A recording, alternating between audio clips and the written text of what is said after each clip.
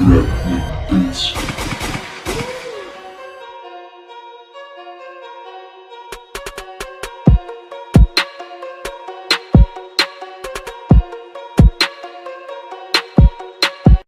guys, what's going on? Anthony with Pistons Talk. In today's video, we're going to be reacting to Kevin O'Connor's mock draft from TheRinger.com. Let's get into it. Alright you guys, this is the draft guide from The Ringer, mock draft, whatever you want to call it. And it's going to be interesting actually reacting to a former NBA scout in Kevin O'Connor. He did used to work for the Utah Jazz in the mid-2000s. So this is going to be from a NBA scout's perspective. And I'm going to skip past all this boring crap. And he's got first overall for the Minnesota Timberwolves, Anthony Edwards. In my last video, I thought Anthony Edwards would be a good choice for Minnesota, and I still haven't really, left that take. I think Anthony Edwards with Minnesota is the best fit. You could make a case for LaMelo Ball, but defensively, sliding D'Lo with the 2 and LaMelo at the 1, that's just a recipe for disaster on the defensive end. And you can't deny the talent with D'Lo and Melo in a backcourt. I think it would be really flashy, and offensively it'd probably be crazy, but I think Anthony Edwards is a safe pick for Minnesota. Number 2, they have James Wiseman to the Golden State Warriors. And James Wiseman, I think, is a good fit for the Warriors. I think that's one position where they don't really address centers in the draft. I know they were winning championships with Steph, Clay, and Draymond, and they would kind of target these lower-tier veteran big men like Zaza Pachulia's, JaVale McGee's, getting DeMarcus Cousins when he was kind of, dealing with those injuries. James Wiseman would actually be interesting if they do keep the pick.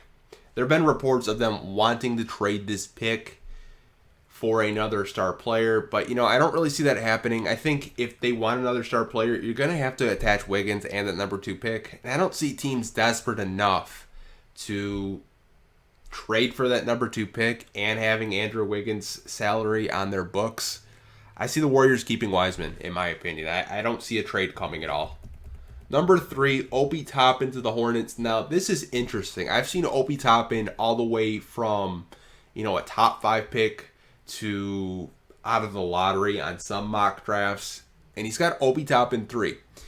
And, Obi Toppin to me is going to be a very good offensive player. The only thing you're going to worry about Obi Toppin is on the defensive end. That is not his strong suit. And to the Hornets is actually interesting because they did just draft PJ Washington last year. So I don't really know if that's the best fit. I've seen LaMelo Ball at this 3 spot a lot in a lot of mock drafts. So LaMelo Ball is actually fallen out of the top 3. I wonder where he does land. Number 4, he's got Deni Avdija. I feel Deni Avdija or Isaac Okoro is the best fit available for the Chicago Bulls. I think Deni Avdija would make more sense because I think offensively he's a little bit more advanced than Okoro right now. And, a lot of people are, he's comparing them to Danilo Gallinari, Nicholas Batum, and Dario Saric. I've seen some people compare him to Luka. I don't think he's that advanced. I think he's going to be a good NBA player. I think the only thing you're going to worry about him is definitely his free throws. I know he's making them at a higher clip right now since, they've returned to games back in Europe. But before that, he was a 50% free throw shooter. So Bulls fans, that is something to concern yourself with. And I'm surprised if LaMelo Ball's on the board and the Bulls don't take him. I think that would be a pretty good situation for the Bulls. I know they have Kobe White, but still, the talent's there. I really don't get it.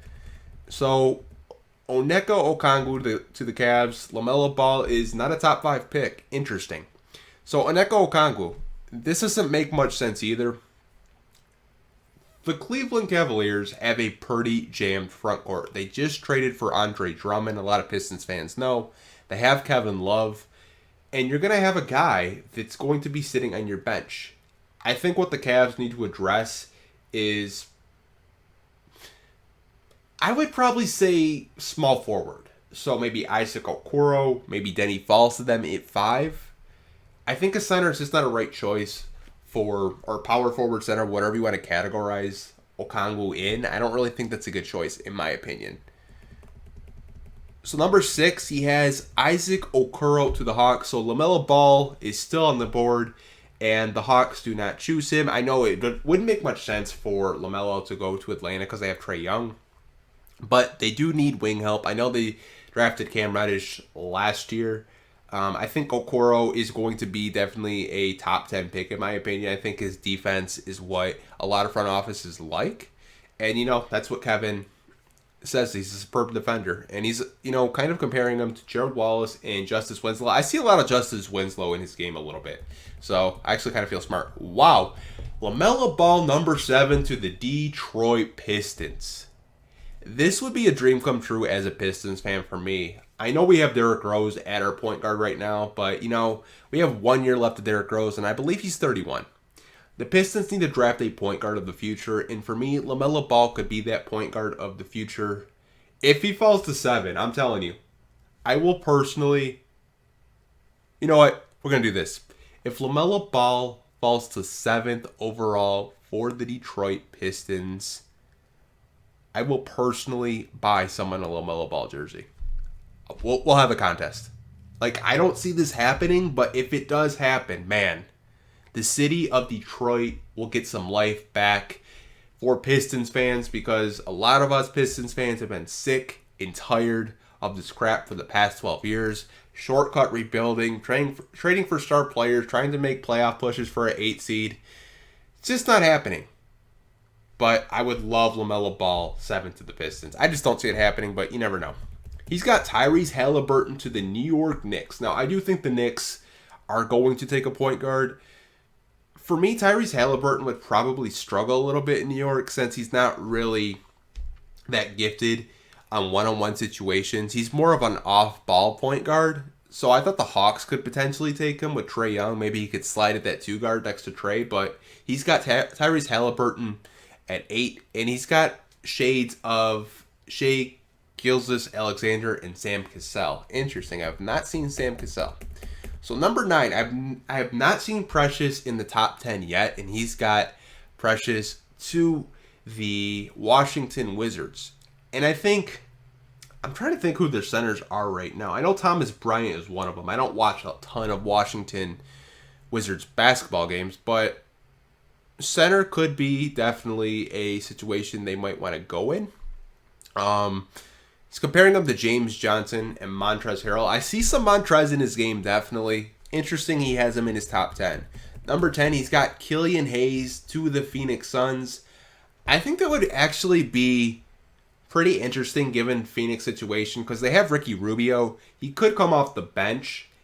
A backcourt of eventually in the future of Devin Booker and Killian Hayes could actually be pretty dynamic in my opinion. He's comparing them to D'Lo and Manu Ginobili. 100%.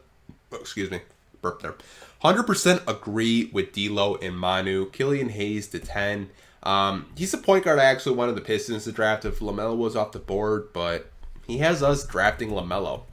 Number 11, Devin Vassell to the Spurs. Devin Vassell to me just screams San Antonio Spurs pick. He's a guy I feel like San Antonio could probably develop into a two-way star. Their development over there is crazy. I don't know what they're growing over in San Antonio or what's in the water over there, but San Antonio definitely could get a steal in Devin Vassell. He's comparing them to Chris Middleton, Robert Covington, and Matisse Thybulle. All really good wings in this league. Definitely could be a choice for them. He's got Cole Anthony, 12th overall to the Sacramento Kings. I made a video yesterday that the Pistons are reportedly high on Cole Anthony. And Sacramento's kind of a weird team because they have De'Aaron Fox. And for me, I feel Cole Anthony could be a starting caliber point guard. I don't really know if this would be a good fit for him personally. But, he's definitely a score-first point guard. He's comparing him to Kemba Walker, Austin Rivers, or Patty Mills. I think he's a point guard in this draft that has a very high ceiling, and I think he's going to prove a lot of people wrong. I think he had a really bad team at UNC. So 13, he's got Kyra Lewis Jr. to the Pelicans. This would actually be pretty interesting because they have Drew Holiday. They have Lonzo Ball and Kyra Lewis. I think at some point during this rebuild, they're going to trade Drew Holiday if the offer is right. But I definitely could see it. He's comparing him to Darius Garland, Lou Williams, and Ish Smith. This is the fastest point guard in the draft if you've not heard of him. He's a guy that can finish with both hands. Scary in transition. Whatever team does get him, they're getting a steal of the draft in my opinion. And number 14, he's got Aaron Naismith from Vanderbilt. I don't know. I'm just spacing out for a second. So Naismith is another good perimeter shooter. And for the Celtics, I don't really know if they're going to keep this pick. They have 3 first-round picks, and I don't really know what they're going to do. They're going to keep all those 3 first-round picks and draft those guys, or maybe they try to trade up in the draft. But Aaron Naismith definitely could be a good NBA player. He's comparing them to Dale Ellis, Danny Green, and a taller Buddy Hield. Now, he does have the whole first round, but I am not going to cover the whole first round. I'm just doing the mock drafts. And if you guys want to read the rest of this mock draft, I'm going to leave a link down in the description below, and you guys can react to that. As always, you guys, thank you guys for watching. Hope you guys are staying safe. Take care, and I'll talk to you guys in the next video. Peace.